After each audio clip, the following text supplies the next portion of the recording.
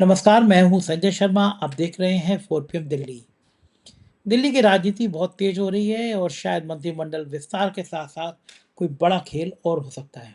क्या खेल हो सकता है? दैनिक भास्कर के राजनीतिक संपादक केपी मलिक से पूछते हैं और चलते हैं उनके पास। 4 पीएम न्यूज़ नेटवर्क में बहुत-बहुत स्वागत है। अभिनंदन आपका मलिक साहब।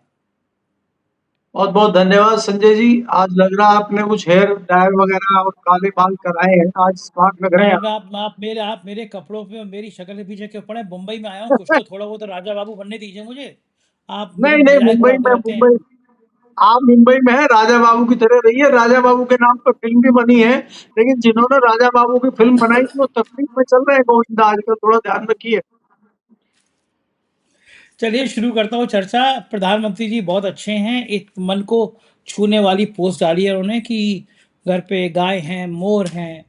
उन्होंने कहा कि सुबह दिनचर्या में मेरा हिस्सा रहता है इनको दाना खिलाना, लेकिन उस दिन 15 अगस्त के दिन जल्दी आना था तो इनको पता चल गया, तो ये लोग जल्दी खाना खाने आ गए मेरे हाथ से। इतना बढ़िया मन को छूने वाली पोस्ट है और कांग्रेस के नेता बिल्कुल इतने खुराफाती हो गए हैं। पवन खेड़ा ने लिख दिया जानवर, मोर, बनतारा जोड़ दिया, उनके दोस्त का बनतारा आश्रम है। और सोशल मीडिया में बाढ़ आ गई कि अब ये प्रधानमंत्री जी ने अपने रिटायरमेंट के प्लान का बता दिया कि रिटायर होंगे तो वो मोर को दाना खिलाएंगे, गाय को खाना खिलाएंगे। तो ये तो अच्छी बात है अगर प्रधानमंत्री ने अपने मन से मान लिया कि वो रिटायर होने जा रहे हैं, संकेत दे दिया कि अब मोर को दाना खिलाना शुरू कर दिया ना, हालांकि पहले भी कर चुके हैं वो। लेकिन इस फोटो पे इतना हंगामा, क्या वाकई में प्रधानमंत्री रिटायर होने का मन बना सकते हैं? मुझे तो लगता नहीं है। वो तो राष्ट्रपति बनेंगे अगर प्रधानमंत्री से हटा दिया गया, या कुछ और बनेंगे। क्या लग रहा है आपको इस वोटों को लेकर इतना हंगामा, चर्चा क्यों हो रही है? मोर को दाना, गाय को खाना खिला रहे, खिलाने दीजिए प्रधानमंत्री। ये कांग्रेस के लोग पीछे पड़ जाते हैं उनके। संजय जी देखिए, जिस प्रकार से अगर आप देखें, मोदी जी का कोई मोर को दाना खिलाना, गाय को चारा खिलाना, अपने विजुअल डालना, ये कोई पहली बार नहीं है। ये तो उनके रूटीन का हिस्सा है। बीच-बीच में वो डालते रहते हैं और वो लोगों को एक मैसेज देने का काम करते हैं कि भाई देखिए मैं कितने साधारण तरीके से रहता हूँ और मैं किस प्रकार से परिवार से अलग रहता हूँ और मैं तो इतना ईमानदार आदमी हूँ कि मेरे ऊपर एक भी कोई भ्रष्टाचार का, करप्शन का कोई आरोप नहीं है।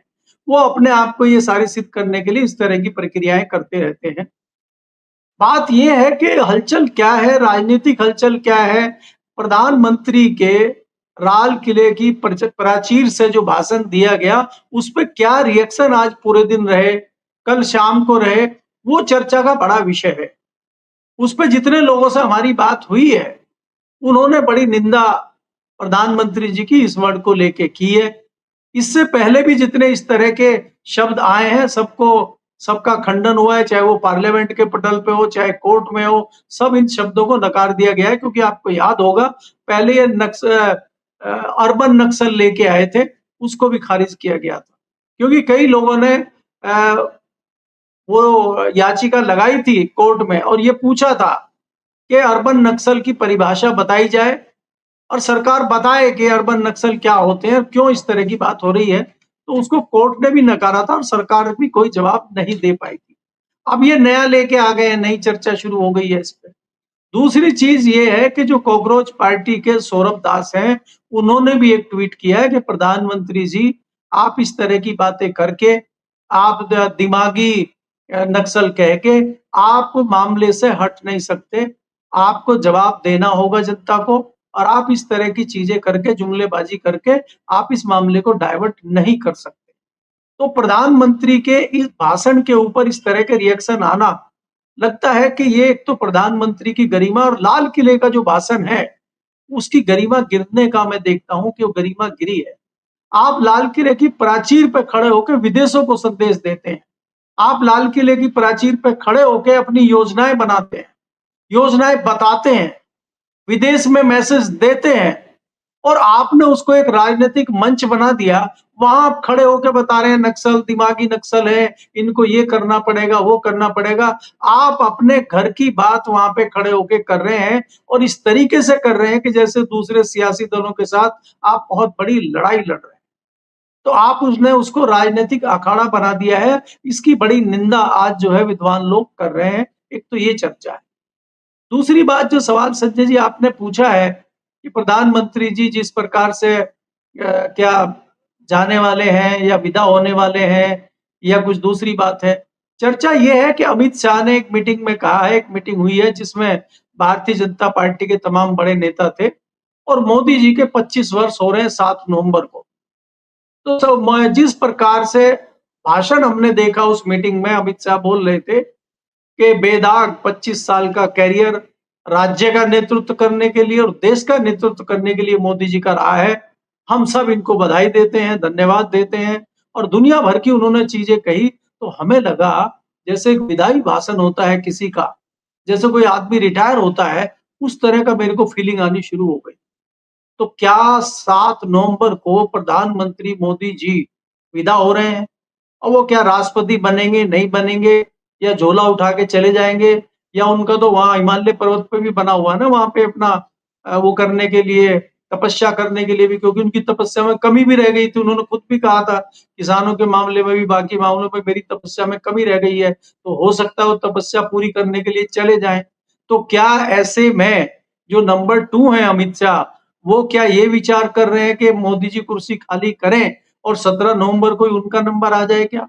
बहुत सारी चर्चाएं दिल्ली में चल रही हैं और मेरे सूत्र ये भी बता रहे हैं कि आज जो है रिसबल हो सकता है तो। एक सेकंड मैं ये पूछूंगा आपसे, ये पूछने जा रहा था मैं। महीनों हो गए हैं नवीन बाबू अपनी संगठन का विस्तार नहीं कर पाए हैं। संगठन में बीजेपी में उपाध्यक्ष कौन बने, महामंत्री कौन बने, बेचारा अध्यक्ष झोला डाय घूमता रहता है। बीजेपी का राष्ट्रीय अध्यक्ष अपनी विधानसभा तक हार गया। पूरे अंतर्राष्ट्रीय स्तर पर दुनिया की सबसे बड़ी पार्टी की इतनी फजीयत हुई कि जो बूथ उसके घर का है, बूथ तक पे तो हार गया। क्या देश में जिताएगा वो बीजेपी को? अब बेचारा अध्यक्ष बन गया है, झोला डाय घूम रहा है, लेकिन संगठन बना नहीं पा रहा। आप जो कह रहे हैं कि वाकई में मंत्रिमंडल विस्तार होने जा रहा है आज या कल, क्या लग रहा है? संजय देखिए, खबर यह है कि जब हम सुबह बात कर रहे हैं अभी, तो आज दिन में मंत्रिमंडल का विस्तार होने की संभावना है। हमारे सूत्र बता रहे हैं कि आज मंत्रिमंडल विस्तार हो सकता है। ऐसी खबर पिछली रात से ही हमारे पास है, मैंने ट्वीट भी कल कर दिया था। बात यह है कि ये तो मंत्रिमंडल विस्तार होगा ही। आपने जो बात की है कि भारतीय जनता पार्टी के राष्ट्रीय अध्यक्ष अपने बूथ पे चुनाव नहीं जिता पाए, इतनी बुरी तरह से उनकी हार हुई है, उनकी बड़ी बेइज्जती हुई है। कोई बेइज्जती नहीं हुई है। ये तो भारतीय जनता पार्टी ने अपनी स्क्रिप्ट लिखी हुई है, उस पर फिल्म बन रही है, तो उसमें क्या दिक्कत है? राष्ट्रीय अध्यक्ष अभिनय कर रहे हैं। क्या आपको लगता है कि राष्ट्रीय अध्यक्ष उस कद के हैं कि वो अपनी टीम बनाएंगे, अपनी टीम को चलाएंगे? क्या आपको लगता है कि राष्ट्रीय अध्यक्ष अपने फैसले खुद ले रहे हैं? मैं तो कहता हूं रबर स्टैंप है वो। पिछली रबर स्टैंप थोड़ी सख्त हो गई थी, थोड़ी घिस गई थी, क्योंकि जब रबर स्टैंप का बहुत ज्यादा यूज आप कर लेते हैं तो घिस जाती है वो। तो जो पुरानी रबर स्टैंप थी वो घिस गई थी और जैसे ही उनको पता चला कि जो आप रबर स्टैंप से तो आपको हटा ही दिया, अब जो मंत्रालय है शायद उससे भी हटेंगे, और उनकी तबीयत खराब हो गई और वो उस हॉस्पिटल में पहुंच गए जो जवाहरलाल नेहरू ने बनवाया था। वो किसी ऐसे हॉस्पिटल में नहीं पहुंचे जो उन्होंने अपना खुद का बनाया हो या कोई नया अत्याधुनिक हॉस्पिटल पिछले 12 साल में बना हो वो उसमें चले जाए। वो उस हॉस्पिटल में चले गए जहां पर नेहरू की आत्मा है, जिसकी आधारशिला नेहरू ने रखी थी। ये तो हाल है। दूसरी बात ये है कि आप जो कह रहे हैं कि राष्ट्रीय अध्यक्ष अपने बूथ पे हार गए, मैं उसको बूथ पे हारना नहीं मानता। वो तो सीट थाली में रख के दी गई है। पुराने एहसान चुकाए गए हैं पीके के, और पीके को एहसान चुकाते हुए थाली में रख के वो सीट दी गई है। कैसे संभव है कि दुनिया की सबसे बड़ी पार्टी, दुनिया के सबसे बड़े अध्यक्ष, दुनिया के सबसे बड़े हमारे महामानव, और उनका व्यक्ति वहां जीत जाए जहां भारतीय जनता पार्टी की सरकार है और संग्राम चौधरी जैसे जो है मुख्यमंत्री हैं, वहां हार जाए? क्या मजाक संजय जी आप कर रहे हैं? कैसे हो सकता है? बाबा का सोटा नहीं देख रहे आप यूपी में किस तरह घूम रहा है? वहां कोई हार सकता है ऐसे? अगर बाबा चाहे तो हार सकता है, बीजेपी हार सकती है कि बाबा चाहे। वो हराए भी है लोकसभा में बाबा ने, तो वहां तो कोई बाबा है नहीं बिहार में। तो ये तो सब मुझे लगता है कि एक स्क्रिप्ट थी और स्क्रिप्ट में जो लिखा गया था उसी पे अभिनय सब लोगों ने किया है।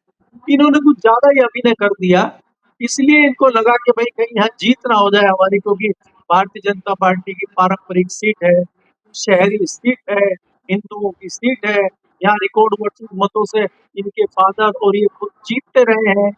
तो इसलिए उन्होंने कहा बिल्कुल वोट नहीं देना भारतीय जनता पार्टी को इस बार। तो उन्होंने जो व्यक्ति वोट डाल रहा था उन्होंने सोचा भाई सब लोग तो भाजपा को दे ही रहे, चलो मैं जरा दूसरी तरफ डाल देता हूँ पीके को।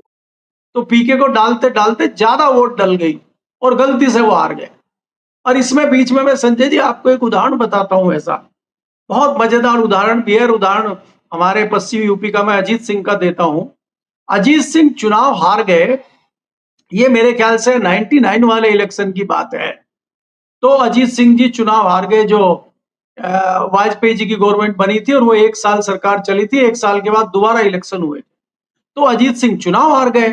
तो हमने बागपत में बहुत सारे अपने समाज के लोगों से, किसानों से, जाटों से ये पूछा, अरे भाई तुम लोगों को शर्म नहीं आई, तुम्हारे चौधरी अजीत सिंह को तुमने चुनाव हरा दिया? तो वो अपने अंदाज में कहते थे, अरे भाई मैंने सोचा सब तो दे ही रहे हैं अजीत सिंह को, मैं इसको खिलाफ देता हूँ, थोड़ा दिमाग ठीक करता हूँ इसको। अगर ये कम वोटों से जीतेगा तो इसका दिमाग ठीक रहेगा, ये ज्यादा वोटों से जीत के आता है दिमाग खराब रहता है इसका। तो हमने तो दिमाग ठीक करने के चक्कर में इसका पूरा ही दिमाग ठीक कर दिया अच्छे से। तो ये बड़ी गलती हमसे हो गई। और आप सोचिए संजय जी, जो व्यक्ति चुनाव हार गया था लोकसभा का, 1 साल के बाद ही वो रिकॉर्ड वोटों से दोबारा जीत गए। ये रिएक्शन था। तो ये जो आप पटना वाली सीट की बात कर रहे हैं, पीके की सीट की बात कर रहे हैं, ये सीट जो है, ये सीट में तो यही हुआ कि सब जो है भाजपा को दे रहे हैं, तो हम थोड़ा पीके को दे देते हैं, और उसी में जो है बहुत ज्यादा अंतर आ गया। और इसीलिए नितिन नवीन की थोड़ी सी निजी जो मामला था वो बिगड़ गया इनका। नहीं तो ये ऊपर से तो आदेश यही था कि हारना है जी। लेकिन मामला तो कई जगह बिगड़ रहा है और ये जैन जी और जैन अल्फा बिगाड़ रहे हैं। देश भर में छोटे छोटे मुद्दों पर बच्चे सड़क पर आ रहे हैं, आंदोलन कर रहे हैं और सरकार की हवा खराब हो रही है, मांगे माननी पड़ रही हैं। लेकिन राजस्थान के मुख्यमंत्री बड़े काबिल हैं, उन्होंने आदेश कर दिया, आदेश में लिख दिया कि स्कूल के अंदर फोटोग्राफी प्रतिबंधित है, कोई वीडियो नहीं बनेगा, कोई फोटो नहीं बनेगा, बिना इजाजत के कोई बाहर का आदमी स्कूल में घुसेगा नहीं। एक बार काउंसिल के अध्यक्ष ने आदेश किया था कि जिन वकीलों ने चीफ जस्टिस का सम्मान नहीं किया उनको वकालत नहीं करने दी जाएगी। और जब जैन जी भड़के तो वही साहब, मनन साहब हाथ पैर जोड़ते हुए माफ़ी मांगते हुए नजर आए। अब राजस्थान की सरकार सोच रही है कि बच्चों से कह दिया जाएगा कि साहब स्कूल में फोटो खींचना, वीडियो बनाना मना है, तो बच्चे डर जाएंगे। ये मानसिक असंतुलित हो गए क्या नेता? इन्हें समझ नहीं आ रहा कि लाठियां चलवाई, पैलेट गन से गोली चलवाई, आंसू गैस के गोले चलवाए, बिहार में AK-47 चलवा दी छात्रों पे, नौजवानों पर, और उसका नतीजा ये है कि धर्मेंद्र प्रधान का इस्तीफा हो गया। तब भी राजस्थान के मुख्यमंत्री बाज नहीं आ रहे, कह रहे हैं कि साहब स्कूलों में फोटोग्राफी मनाएं। स्कूलों में टपकती हुई बारिश की छत की अनुमति है, बिना पंखों के स्कूल हो सकते हैं, बिना टीचर के स्कूल हो सकते हैं, भ्रष्टाचार की कहानियां कहते हुए स्कूल हो सकते हैं, लेकिन फोटोग्राफी नहीं हो सकती। क्या होगा? क्या इनका पूरे देश का इलाज अब क्या ये जैन जी और जैन अल्फा ही करेंगे? यही मुख्यमंत्रियों को ठीक करेंगे या इनको अपने आप कुछ समझ में आ जाएगा? नहीं संजय जी, देखिए मैं 2-3 घटनाएं आपको बताता हूँ। एक तो कल 15 अगस्त का जब झंडारोहण चल रहा था एक स्कूल में, उसी टाइम वहां पे स्कूल का एक छज्जा गिरा और एक बच्चे की तो मौत हो गई, कई बच्चे अभी हॉस्पिटल में अपने जीवन और मौत के बीच लड़ाई लड़ रहे हैं। ये तो बिल्कुल वीडियो भी आया है, सब सामने हुआ, झंडारोहण के समय हुआ है। आप एक मानसिकता समझ लीजिए, अगर घर में हम किसी बच्चे को कहते हैं कि बेटा ये डब्बा मत छेड़ना, इसमें कुछ नहीं, इसको मत खोलना, तो वो उसी डब्बे को खोलेगा, मेरा पापा ने मना करा, इसमें कुछ ना कुछ जरूर है। तो आप अगर ये कह रहे हैं कि स्कूल में वीडियोग्राफी नहीं होगी, इसको कोई फोटो नहीं खींचेगा, तो इसका मतलब आप चोरी डकैती कर रहे हैं ना अंदर, तभी तो डर है आपको। अगर स्कूल में सब कुछ बढ़िया हो रहा है तो क्यों आप इस तरह का प्रतिबंध लगाएंगे? तो जहां आप इस तरह से करेंगे और बच्चों पे प्रतिबंध लगाएंगे तो ये बच्चे उस प्रतिबंध को तोड़ेंगे। ये जैन जी नहीं, ये अल्फा वाले जैन जी, ये जैन अल्फा वाले हैं। मैं संजय जी कई बार बता चुका हूं कि हमारी बेटी है, मेरे को निरुत्तर कर देती है, वो सवाल इतने पूछती है और आप उसको तर्कों से नहीं हरा सकते, वो दूसरा तर्क ले आती। आप इन छोटे बच्चों को तर्कों से इसलिए नहीं हरा सकते कि आपके मन में चोरी है, आप गलत काम कर रहे हैं। अरे भाई, जो स्कूल में उनका अधिकार है, वो क्या मांग रहे हैं स्कूल में? आप स्कूल की फोटोग्राफी क्यों नहीं करने दे रहे? वहां पे ऐसी क्या चीज है छुपाने वाली? उनको क्या चाहिए स्कूल में? साफ सुथरे कमरे हो, साफ सुथरी टॉयलेट हो, पानी पीने का उनको मिल जाए, और क्या चाहिए उनको स्कूल में? शिक्षा सही तरीके से दीजिए आप। लेकिन जब आपने शिक्षा का भट्टा बिठाने का ठेका ले लिया है और आपको निजी स्कूलों को बनाना है, शिशु मंदिर को बनाना है और सरकारी स्कूलों को बंद करना है, तो फोटोग्राफी तो होगी और जेनजी आपका गला पकड़ेगा, और पकड़ना शुरू कर दिया है। आप देखिए राजस्थान के, आप एक घटना की बात मत करिए, बहुत सारी घटनाएं हैं जहां पे लड़कियां सड़कों पे उतर गई हैं, लड़कियां स्कूलों के प्रिंसिपल को घेर रही हैं, डीएम को घेर रही हैं। उत्तर प्रदेश में यही चल रहा है। तो ये शुरुआत है संजय जी, आप इसको रोक नहीं सकते। आप दुर्भाग्य इस देश का देखिए कि पार्लियामेंट में आप नाटक करते हैं कि पार्लियामेंट नहीं चल रही है, और शाम को एक बड़े नेता भारत के, उनके जो है घर में शादी का फंक्शन होता है, सब वहां गुलाब जामुन खा रहे हैं, और रांची में लाठी चल रही है विद्यार्थियों पे, छात्रों पे, वहां लाठी बज रही है, और आप गुलाब जामुन खा रहे हैं यहाँ पे, चाहे पक्ष विपक्ष कोई हो। क्या ये नहीं जनजी देख रहा है? इसका जवाब नहीं पूछेगा वो कि आज आप यहाँ पे बकवास कर रहे हैं खड़े होके, कल शाम को तो आप दोनों साथ में खड़े हुए गुलाब जामुन खा रहे थे? इस सवाल का जवाब कौन देगा? तो ये मैं कह रहा हूं कि ये जनजी जाग चुका है, और ये इतनी आसानी से शांति से बैठने वाला नहीं है। आपने जिक्र किया मनन मिश्रा का। मनन मिश्रा ने बहुत अच्छा एक्शन लिया चापलूसी में, इससे बड़ा एक्शन नहीं ले सकते थे वो। और इसको ऐसा कहेंगे कि आप बलगम वाला बड़ा थूक दिया आपने, और फिर आपने उसको कैसे चाटा? क्यों चाटा? जब आप इतने बड़े शहंशाह थे और आपने आदेश कर दिया था, तो चुप बैठते फिर आप। पहली गलती आपने आदेश दिया, दूसरी गलती आपने डिटेल मांगी उन लोगों की जिन्होंने विरोध किया था, और तीसरी गलती ये किया कि आप बहुत जल्दी डर गए। आपने चंद घंटों में ये सारे काम कर लिए। तो इससे पता लग गया कि आपकी जो जड़ें हैं बड़ी खोखली हैं, बड़े हल्के वृक्ष हैं आप। आप तो हल्के से झोंके में गिर जाएंगे, जैसे धर्मेंद्र प्रधान गिर गए। किसान 13 महीने बैठे रहे, 750 किसान मर गए, पत्ता नहीं खड़का। वो किसान थे, वो 50 प्लस वाले थे, ये 10 प्लस वाले हैं संजय जी। ये मैं ये कह रहा हूं, बार बार कहता हूं कि जैन जी से खतरनाक है जैन अल्फा। वो 2010 के बाद का है, वो 12-15 साल का है, वो नहीं सुनता किसी की। तो इसलिए मैं तो सबको कहता हूँ सुधर जाए। आपने शायद ट्वीट देखा होगा, एक घटना हुई है अभी गाजियाबाद की, कि गाजियाबाद में पासपोर्ट वेरिफिकेशन के लिए एक पुलिस वाला हमारे उनके घर पे आता है और पासपोर्ट वेरिफिकेशन की बात करता है, और वो लड़का बड़े कॉन्फिडेंस के साथ बात कर रहा है, उसका पासपोर्ट बनना है, वो इंजीनियर है, सॉफ्टवेयर इंजीनियर है, उसको बाहर जाना है। और जब सारे कागज हो जाते हैं तो पुलिस वाला कहता है कुछ दे दो। बोला कितना दे दें? बोला 4-5 हजार दे दो। बोला क्यों दे भाई 4-5 हजार, किस लिए दे, आपकी तो ड्यूटी है, ये है। वो सारी बहस होती है और सारी चीजें रिकॉर्ड हो जाती है। वो लड़का इस बात से नहीं डर रहा कि भाई तेरा पासपोर्ट लेट हो जाएगा, हो सकता है तेरे को पासपोर्ट ही ना बने, फिर तू कैसे विदेश जाएगा, तेरा भविष्य का क्या हो, वो नहीं डर रहा इस चीज से। क्या ये पहली घटना है पासपोर्ट की संजय जी?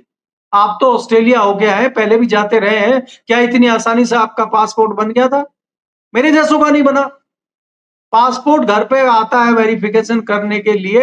हम जैसे लोग समझते रहे चलो भाई पुलिस वाले हैं, इनको बड़ी मेहनत करते हैं, तकलीफ करते हैं, दे दो 1500। हम चुप हो जाते हैं। ये नहीं होते चुप, ये कहते हैं भाई आपको तनख्वाह मिल रही है, आपकी ड्यूटी है, आप कैसे लेंगे? तो ये असली दिमाग ठीक करने वाले आ गए हैं। और अगर लोग नहीं सुधरेंगे संजय जी, मैं आपको बता रहा हूं, इनका अगला रूप भी आपको देखने को मिलेगा। और कई जगह इन्होंने शुरू कर दिया है, चाहे स्कूल हो चाहे बाकी जगह हो, ये अपना हक मांगना जानते हैं। आज ही एक वीडियो आया, एक लड़की ने बैंक में हंगामा कर दिया, एक लड़की ने एयरपोर्ट पर हंगामा कर दिया, उसका बच्चा बीमार है, फ्लाइट कैंसिल हो गई। उसने कहा कि आपने हमें बुला के 2 घंटे यहाँ बिठाए रखा, और आप कह रहे हैं फ्लाइट कैंसिल है, हमारा बच्चा बीमार है, तो हम क्या करें तुम्हारा? तो ये लड़ना जानते हैं। अब हमारी फ्लाइट कैंसिल हो जाती है, हम पूछते हैं अच्छा अब क्या करें? बोला सर 4 घंटे बाद दूसरी फ्लाइट है। ओके ठीक है जी, बस। ये नहीं कहते, ये कहते क्यों, इसका हर्जाना भरिए। तो ये जो चेंज आया है संजय जी एकाएक, आप इस चीज को देखना पड़ेगा आपको कि ये चेंज क्यों आया है। क्योंकि ऊपर से नीचे तक जो सिस्टम सड़ चुका है, अब थक चुके हैं ये देख के। आप प्रधानमंत्री मोदी ने, संजय जी, प्रधानमंत्री मोदी ने ये कहा है कि हम फ्री जो है कोचिंग देंगे। तो आप फ्री कोचिंग अगर देंगे, फ्री ट्रेनिंग आप देंगे इंटरनेट से, तो इसका मतलब आप मानते हैं कि जो आपकी शिक्षा व्यवस्था है, जो स्कूल है, जो कॉलेज है, वहाँ कुछ नहीं हो रहा है, इसलिए आप देने की बात कर रहे हैं। आपने तो इंटरनेट पे शिक्षा दी थी, पढ़ाई करवाई थी कोरोना के दौरान। क्या हुआ था उस दौरान? वो सफल था फॉर्मूला? ये फॉर्मूला कैसे सफल होगा? तो आप क्या कर रहे हो? दूसरी बात संजय जी, इसके पीछे भी बड़ी राजनीति है। कहीं न कहीं अपने आकाओं को खुश करने पे लगे हुए हैं आप, और बहाने नए-नए निकाल के लाते हैं। अगर आप इंटरनेट पे या आप वीडियो पे या आप किसी सोशल मीडिया से ट्रेनिंग देंगे, तो बच्चों के मोबाइल में डाटा कहाँ से आएगा? उस डाटे का पैसा कौन देगा? वो डाटा कौन सी कंपनी का है? क्योंकि आपने तो प्लान बना लिया है बीएसएनएल, एमटीएनएल को अपने भारतीय सेठ को देने का। तो इसका मतलब वो भी प्राइवेट कंपनी जियो को जाएगा डाटा, और डाटा वसूलेगा वो। तो आप यहाँ बता रहे हैं, बच्चों पे एहसान कर रहे हैं कि हम फ्री कोचिंग देंगे, लेकिन ये नहीं बता रहे कि जो 4 जीबी डाटा जाएगा वो कहां से आएगा। तो बहुत सारी चीजें हैं जो युवा पूछ रहा है, और उसका जवाब आपको देना पड़ेगा। और जवाब नहीं देंगे तो कुर्सी छोड़नी पड़ेगी, और छोड़ तो दी है एक ने, और इनको आदत हो गई है अब कि भैया ये तो करना पड़ेगा। मुझे तो लग रहा है कि अब आम आदमी को भी अपनी शिकायतें लेके इन्हीं नौजवानों के पास जाना पड़ेगा। कल मैं भी जाता हूँ। मुंबई में आजकल ईमानदारी और बेईमानी साथ साथ चल रही है। एक तुकाराम जी हैं, वो फूड के हेड हो गए हैं। वो जगह जगह पे उन्होंने छापे मारने शुरू करी हैं कि सबकी जान निकाल दी है। मतलब बहुत ईमानदार कड़क छवि है, लोग जनता उनकी दीवानी हो गई है। वो हाई कोर्ट पहुंचा मामला, हाई कोर्ट ने थोड़ा कमेंट किया कि आप जो हो ये प्राइवेट जगह पे रेड मार रहे हो, कभी सरकारी ऑफिस की भी देख लो। बस 24 घंटे बाद बंदे ने उसी हाई कोर्ट की कैंटीन में छापा मार दिया और एक कैंटीन सील कर दी, बोलो देख लो सील। तो दूसरी तरफ यहाँ की जो मुंबई नगर महापालिका है, उसमें होर्डिंग का खेल बड़ा ज़बरदस्त चलता है। आज मुझे कोई एक लखानी ग्रुप है, उससे कुछ कारनामे बताए किसी ने, मैं और रिसर्च में करूँगा। दूसरा, कैसी गुंडागर्दी है, जैसे ओशीवारा में सिटी मॉल है। सिटी मॉल में ऑफिस बने हुए हैं। तो आप सिटी मॉल के मालिक जो है पीवीआर वाले वो के संग मिलके उन्होंने उन ऑफिस के बाहर बड़ा सा पिक्चर का मिर्ज़ापुर का पोस्टर लगा दिया। सारे ऑफिस की लाइट आनी बंद हो गई, बाहर से खिड़कियों से बाहर पोस्टर लग गया। तो गए लोग सिटी मॉल वाले कि ऑफिस में ये तो गलत है कि हमारे ऑफिस में धूप ही नहीं आएगी, रोशनी नहीं आएगी। बोले आपको जो करना हो कर लीजिए, बीएमसी सेट है। तो इस तरह अब मुझे लगता है कि ऐसी शिकायतें भी अब कुछ दिनों बाद इलाके के नौजवान बच्चों पे जाएंगी कि भैया हम पे तो हो नहीं रहा। नौजवान बच्चों, ज़रा ये खिड़की से ये आ जाओ सिटी मॉल में और ज़रा यहाँ के मैनेजमेंट से कह के ये पोस्टर हटवा दो जिससे धूप को रोशनी आए। मुझे लगता है कि नौजवान ये कुछ दिनों बाद ये ऐसी अदालतें ना लगाने लगे, कि जन अदालतें ना लगे, बच्चों की जन अदालत, फैसला वहाँ आएगा। ऐसा हो सकता है क्या? नहीं संजय जी, आप देखिए ना, 2-3 चीजें आप देख लीजिए कहीं भी। पहले आप क्या करते थे कि ट्रैफिक पुलिस वाला आपका चालान काट देता था, हमारी कहीं कोई सुनवाई नहीं होती थी। आजकल आप बच्चों ने क्या किया है कि ट्रैफिक पुलिस जो है उसको टैग करते हुए आप ट्वीट कर दीजिए, और वो डाल दीजिए बात करके, जो आपसे वो बात करे तो तुरंत वीडियो बनाते हैं, तो आप डाल दीजिए। पुलिस वाला आपसे हेलमेट आपने नहीं पहना है, आपने बेल्ट नहीं पहनी है गाड़ी चलाते हुए, आपका चालान काट रहा है, ये पुलिस वाले को ही पकड़ लेते हैं। ये पूछते हैं आपका हेलमेट कहाँ है, आपने बेल्ट क्यों नहीं लगाई, आपकी नेम प्लेट कहाँ है। तो ये हमारा चालान क्या काटेगा, इसी का कट जाता है। तो ये ट्रिक इन्हीं को आती है बच्चों को, और तत्काल इस पे कार्रवाई होती है। तो ये जो सोशल मीडिया है, ये जो इंटरनेट है, इसका सदुपयोग इन्होंने किया है। संजय जी, जो आपने अभी एक अधिकारी का जिक्र किया है, इसमें कोई दो राय नहीं है कि हम ये नहीं कह सकते कि सरकारी व्यवस्था सड़ी हुई है। सरकार में आज भी एक से एक अधिकारी है, शानदार अधिकारी, लेकिन वो क्या करें, सिस्टम में कैसे सर्वाइव करें वो।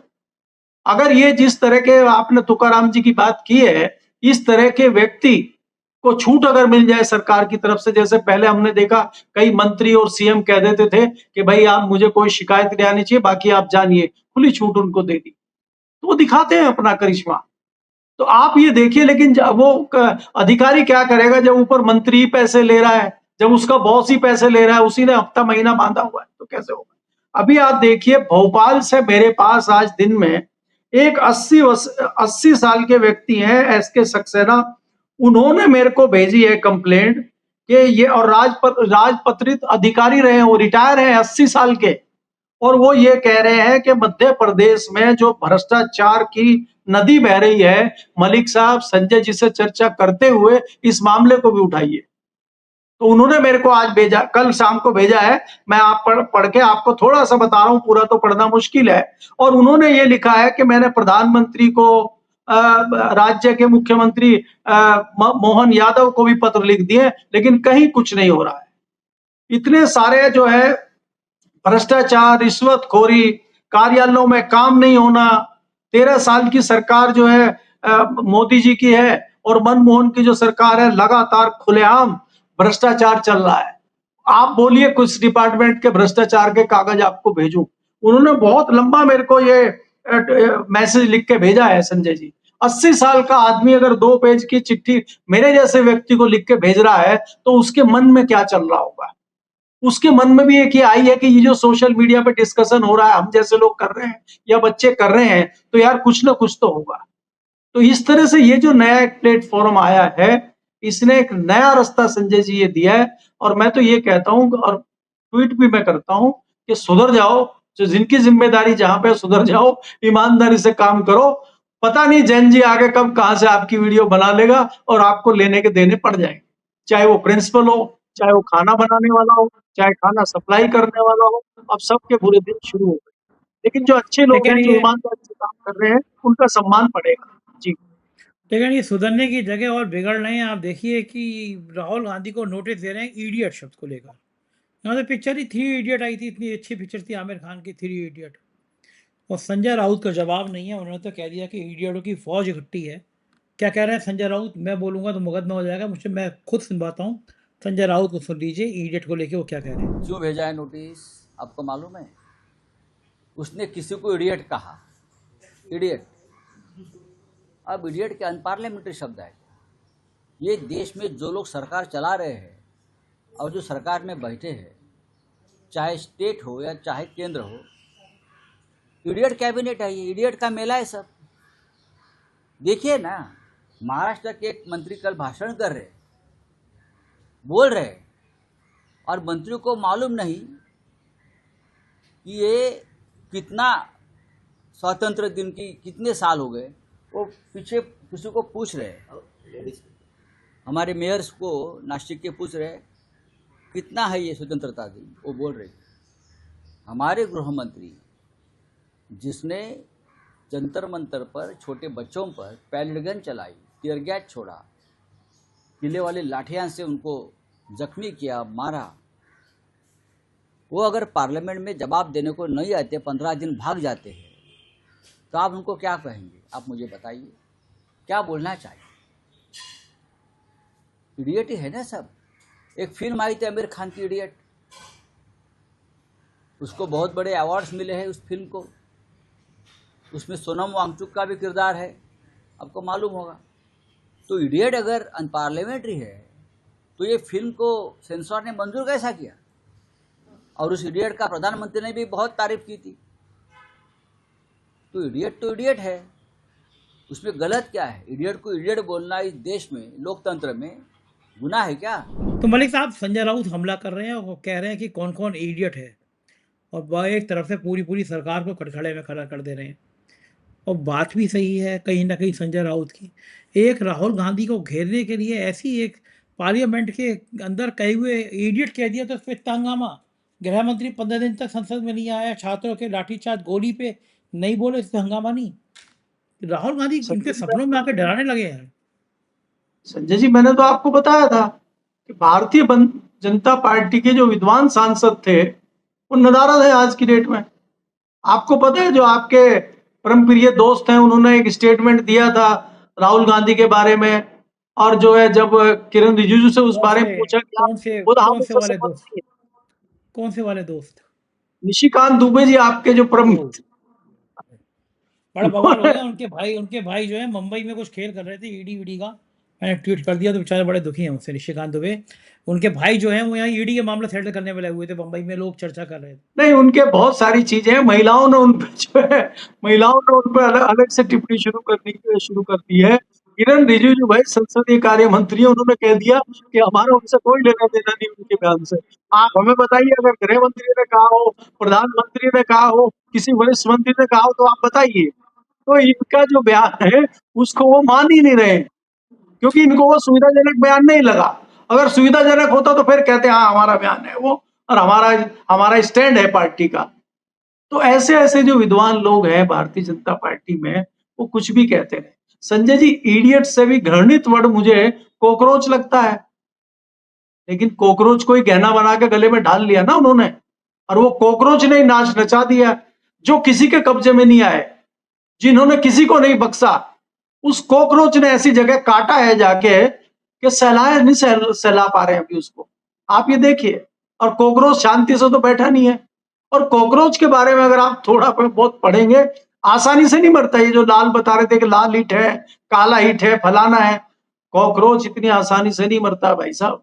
और कॉकरोच बड़ा सिर में दर्द कर देता है, घर में उधम मचा देता है अगर आपके घर में 2 कॉकरोच निकल आए। और ये तो कितने सारे कॉकरोच निकल आए, और कॉकरोच पढ़े लिखे निकल आए, विद्वान कॉकरोच निकल आए। हैदराबाद वाले वकील भी आ गए। वकील तो पढ़े लिखे विद्वान होते भाई, वो तो कानून के भी जानकार होते हैं। तो अगर वो जब 26 का बैच बाहर आ रहा है, नए क्रांतिकारी कॉकरोच वाला, वो कहाँ कहाँ काटेगा, अभी तो वो भी देखना बाकी है संजय जी। जी। बिल्कुल ठीक कह रहे हैं आप। एक बात और बता दीजिए, आप उस इलाके से आते हैं, यहाँ गन्ना बड़ा अच्छा होता है। आपके गन्ने के चक्कर में हमारे यहाँ चीनी के रेट बढ़ गए हैं। पूरे देश में हाहाकार मच रहा है, चीनी इतनी महंगी होती जा रही है। लोग कह रहे हैं एथेनॉल में गन्ना इस्तेमाल हो रहा है। एथेनॉल ने गाड़ियों का जायका बिगाड़ दिया, और उसी का जायका बिगाड़ दिया, चीनी महंगी हो गई। एथेनॉल के खेल से क्या वाकई में असर पड़ेगा? इतना पड़ेगा कि चीनी ऐसे रिकॉर्ड दाम पे पहुंच जाएगी? संजय जी देखिए, अगर आप चीनी की बात करें, कोई नहीं कह रहा है कि चीनी महंगी हो गई है। चीनी महंगी हो गई है, इसका ढिंढोरा पीटने वाले चंद व्यापारी लोग हैं जो देश में चीनी की सबसे ज्यादा खपत करते हैं। चाहे वो कोका कोला वाले हों, चाहे वो पेप्सी वाले हों, इस लेवल पे चीनी की सबसे ज्यादा खपत होती है। और दूसरे जो बड़े संस्थान हैं जो मिठाई बनाते हैं, चाहे वो बीकानेर वाला हो, हल्दीराम हो, और दूसरे मिठाई बनाने वाले जो हैं, उनके यहाँ बड़ी खपत होती है चीनी की। आम परिवारों में 2 किलो चीनी कौन खाता है? चाय में चीनी डालता है या कुछ मीठा करता है। एक किसी भी परिवार में 2 किलो 4 किलो चीनी में काम चल जाता है। तो 4 किलो चीनी उसके लिए कोई महंगी नहीं है। किसान को पैसा नहीं दे रही है शुगर मिलें ये कहते हुए कि भाई नहीं नहीं बहुत महंगा है, बहुत महंगा है। अब चीनी मिलें जो है एथेनॉल भी बना रही हैं, चीनी भी बना रही हैं। इससे 28 से 30 प्रोडक्ट बनते हैं शुगर केन से, लेकिन किसान को देने में इनकी जान जाती है। हमारे बागपत क्षेत्र में मोदी की मिल है, और मोदी की मिल पे अभी भी सैकड़ों करोड़ रुपया बाकी है, और सीजन खत्म हो गया। आप सोचिए, तो पैसा नहीं दे रहे हैं आप। बजाज की शुगर मिलें हैं उत्तर प्रदेश में, अभी तक पूरा भुगतान इन्होंने नहीं किया है, और चीनी महंगी हो गई। हम कहते हैं कि चीनी महंगी होनी चाहिए ना, चीनी चीनी तो महंगी। आज आप 30 रुपए की 1 किलो चीनी लेते हैं, अगर 50 रुपए की चीनी हो जाएगी तो क्या फर्क पड़ता है? आप मिठाई ले रहे हैं ना भाई साहब, आप काजू की मिठाई लेते हैं, और काजू की अगर 1 किलो मिठाई है, उसमें 100 ग्राम 200 ग्राम काजू है, बाकी थोड़ा और कुछ डाल के आधा किलो से ज्यादा आप चीनी बेच रहे हैं। तो चीनी आप 800 रुपए किलो बेच रहे हैं, वो 30 रुपए किलो लेके। तो ये मुनाफा जो हो रहा है, इसका गाना नहीं गा रहे आप। चीनी पर 2 रुपए बढ़ गए तो इसका ढिंढोरा पीटना शुरू हो गया, चीनी महंगी हो गई, चीनी महंगी हो गई। तो ये एक स्ट्रेटजी चलती है। और संजय जी, ये जो सरकार है, 13 साल की सरकार है पिछली, और इससे पीछे भी जो सरकारें रही हैं, कृषि क्षेत्र को डुबाने के लिए, कृषि क्षेत्र को तबाह करने के लिए ये षड्यंत्र बड़ी बड़ी कंपनियां कर रही हैं। नहीं तो आप देखिए, पहले कृषि की मुद्रास्फीति क्या थी, कृषि का बजट क्या होता था हमारा। आज आप देखिए ना, हर चीज में जिस प्रकार से बढ़ोतरी हुई है, चाहे वो खाद हो, चाहे वो डीजल हो, चाहे वो बिजली के रेट हो, चाहे वो बीज किसान को खरीदना हो, चाहे लेबर का रेट हो, चाहे बाकी चीजें हो, किसान की कोई चीज सस्ती हुई है क्या? और चीनी महंगे होते ही ढिंढोरा शुरू हो गया यहाँ पे। तो इसीलिए ये एक शगुफा होता है। और जो बड़ी बड़ी कंपनियां होती हैं, जो ये गुलाबी अखबार निकलते हैं राजधानियों से, उनमें छपवाने का काम बड़ी बड़ी कंपनियां करती हैं, बड़े बड़े पूंजीपति करते हैं। ये किसान को दबाने का एक फॉर्मूला है, और सरकार तो उन्हीं पूंजीपतियों के साथ रहती है, उन्हीं पूंजीपतियों का कर्जा माफ होता है, किसी किसान का कर्जा आसानी से माफ होते हुए देखा आपने?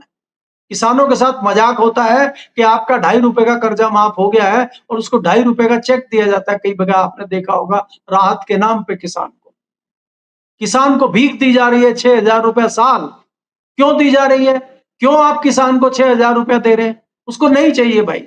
और उसका नाम है किसान सम्मान निधि। किसान सम्मान निधि, प्रधानमंत्री किसान सम्मान निधि आप 6 साल उस ₹6,000 दे रहे हैं पूरे 1 साल में। हम कह रहे हैं मत दीजिए उसको। दूसरा एहसान उस पे बताते हैं कि कृषि आय पे इनकम टैक्स नहीं लगता। मैं इन दोनों चीजों के खिलाफ हूं। अगर आप मेरे से निजी तौर पे पूछेंगे, मैं ये कहना चाहता हूं कि किसान के ऊपर तत्काल इनकम टैक्स लगाना चाहिए। किसान पे इनकम टैक्स लगाइए, आप ठोकिए, बल्कि लगाना तो दूसरी बात है। अरे लेकिन उसकी फसलों के दाम तो दीजिए। टैक्स तो वो तभी देगा जब वो उस दायरे में आएगा। एक किसान तो पहुंच ही नहीं रहा है 5 लाख 7 लाख तक। 80% तो छोटे छोटे किसान हैं, 20% है बड़े किसान।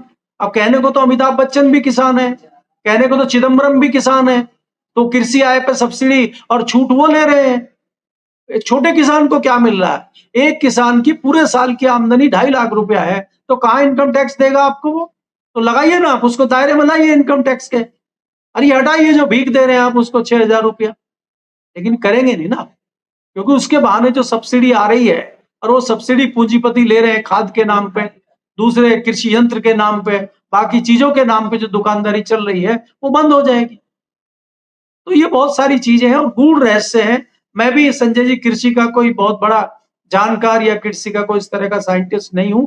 अगर किसी विशेषज्ञ के इस दिन बात करनी होगी, हमारे कई मित्र हैं, तो उनसे विस्तार से आप इस विषय पर बात कर सकते हैं जी। पेगोटी कह रहे हैं मलिक साहब जरूर चर्चा करेंगे, बहुत बहुत शुक्रिया आपने समय दिया। ये थे केपी मलिक जी, पूरी बातचीत आपने सुनी। बताइए आप, अमित शाह जी खुद नहीं आ रहे हैं, 15 दिन तक हाउस खत्म हो गया, लेकिन राहुल गांधी ने इडियट कह दिया तो उसको लेके इतना हल्ला है। कोई सिस्टम नहीं। जैन जी और जैन अल्फा ने बता दिया कि अब सरकारों को चलना कैसे है। क्या ये छात्रों और नौजवानों की क्रांति सही है या गलत?